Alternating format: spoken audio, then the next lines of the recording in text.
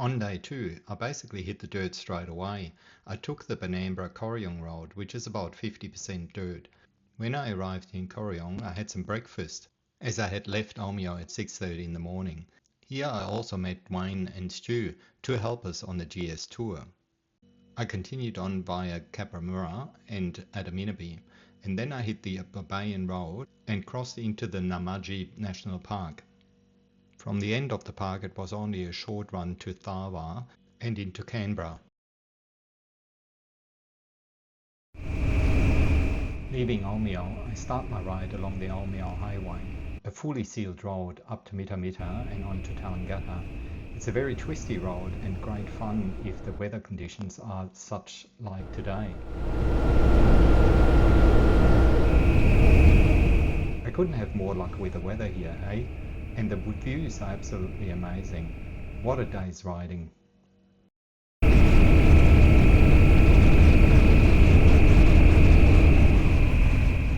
had to be careful of the local wildlife though. I had already spotted a kangaroo and a deer. Unfortunately, they don't really come out on the camera as they were too far away, which really isn't a bad thing, eh?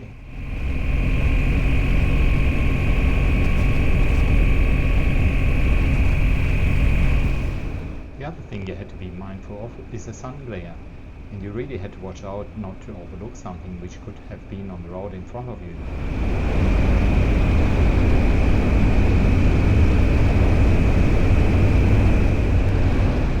I then saw the sign for a scenic lookout and I thought, well, why not? Let's have a look.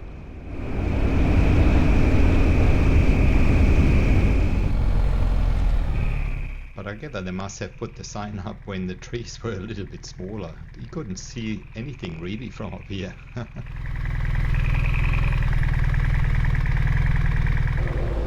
Never mind, the views down in the valley were absolutely gorgeous.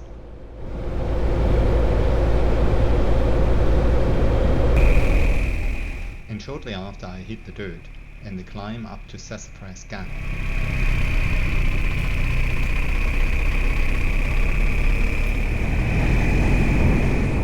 Like so many other parts in the Victorian High Country, this area was severely affected by one of the many fires that go through these mountains.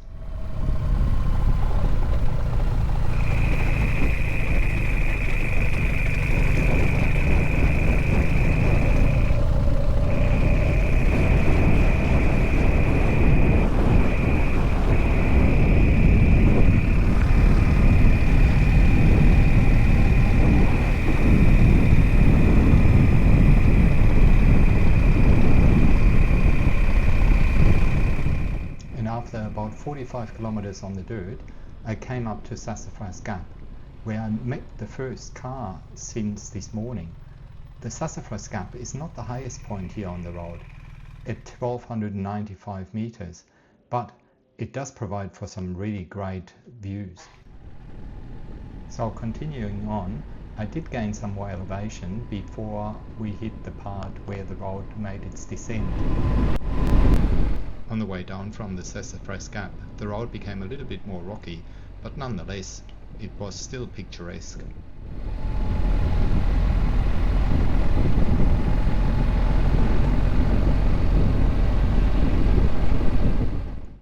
A well-deserved breakfast in Corryong, and then as I headed on, I saw the Maori crab, and I stopped to take some photos. And after being back on the road, I shortly afterwards crossed into New South Wales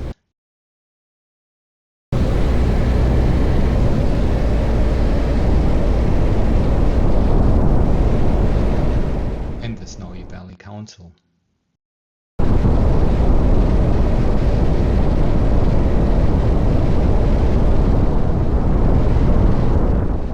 And now I was officially entering the Australian High Country, and as well Mount Kosciuszko National Park and the Snowy Mountains.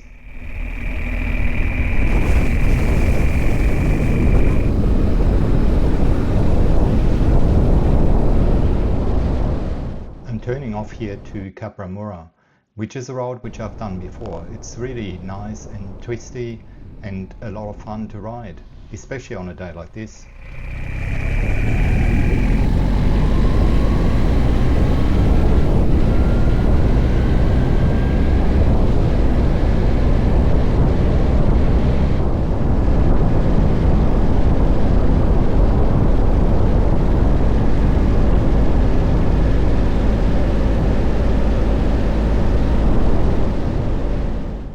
There's a lot of these cutouts along the way, and you always wonder at the end, is there maybe a kangaroo sitting at the side and starting to hop across the road? By the way, nice ride. It would have cost a bit of money to create this road, and you wonder why they spend it. And the answer is, of course, because of the Snowy Hydro scheme.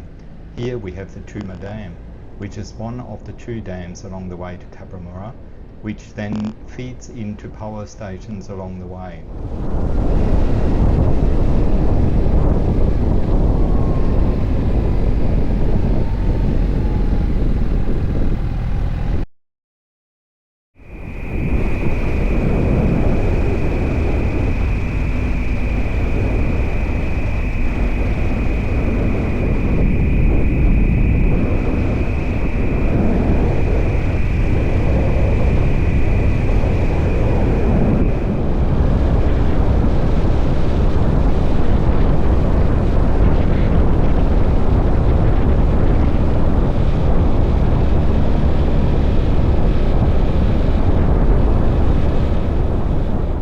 Very barren landscape up here.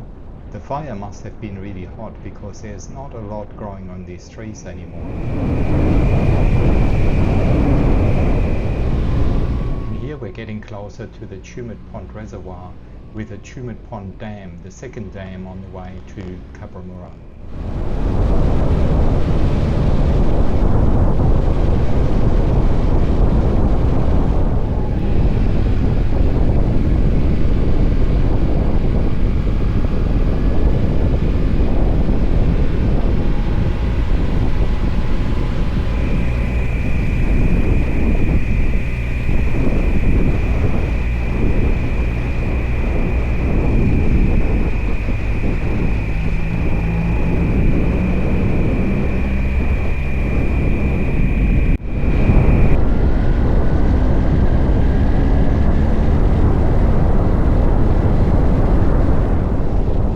Then I arrive at the Cabramurra township, which is really only here because of the Tumut power station.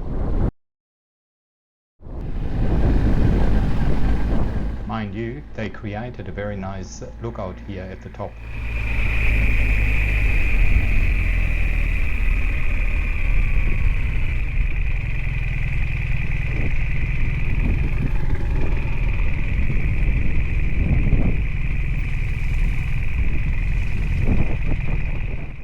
After a quick stop and a chat to a fellow rider, I'm on my way again, taking the link road across to the Midland Highway, passing 3 Mile Dam here.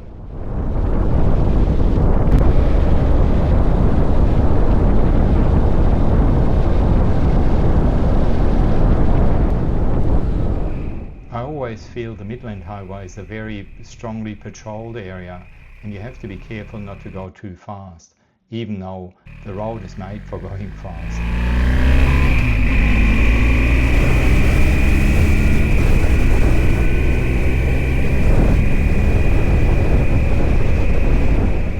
My next stop is at Amenabi, which is not far away from Lake Jindabyne. Even though I didn't go all the way to Lake Jindabyne, I turned left onto the Babayan Road.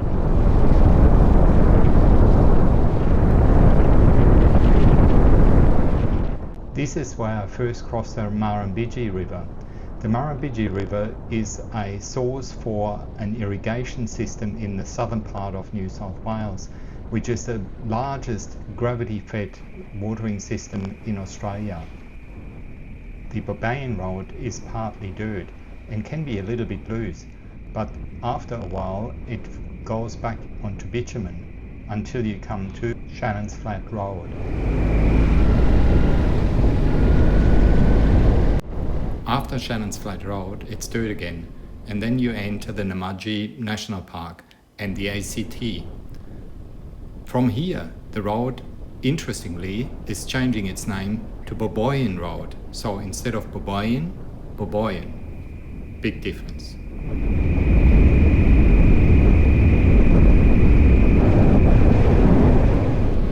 In places, the surface is getting a bit sandy, but nothing to worry about. There's a great lookout halfway through the park with some explanations about the park's history. Out of the park, we're reaching Tharwa and crossing the Murrumbidgee River again, which has grown in size since we last saw it.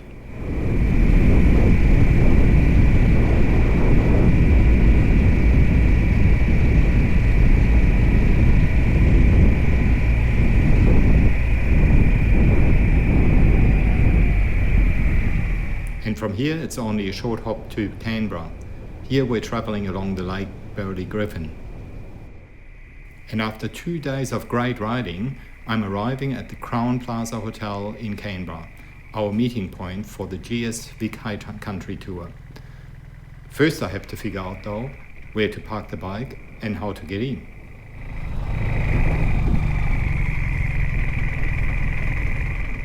I can see 2 GSs parked there, and as it turned out, those were the bikes of Wayne and Stu, who went a different route and must have just arrived before I got there.